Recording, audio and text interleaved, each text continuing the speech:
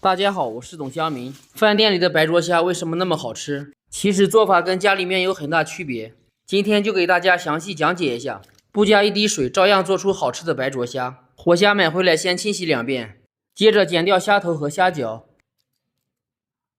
把虾尾挤出来，这个东西比较脏。在虾背的第3个关节处挑去虾线。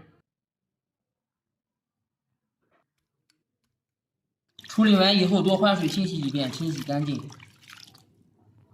小葱切成段，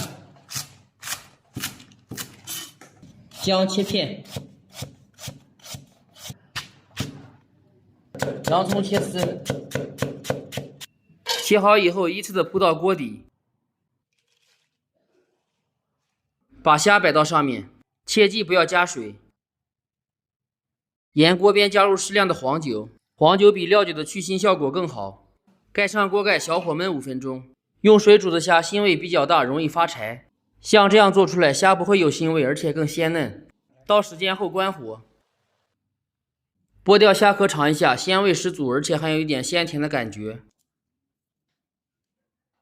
最后面调一个料汁，加入蒜末、红椒粒和小葱花，浇上热油，激发出香味。加入蒸鱼豉油和蚝油。少量盐和白糖，搅匀即可。顺便插一句，蚝油使用完以后，记得放到冰箱冷藏保存。喜欢的朋友可以试一下，口感和味道确实不一样。下期见，拜拜。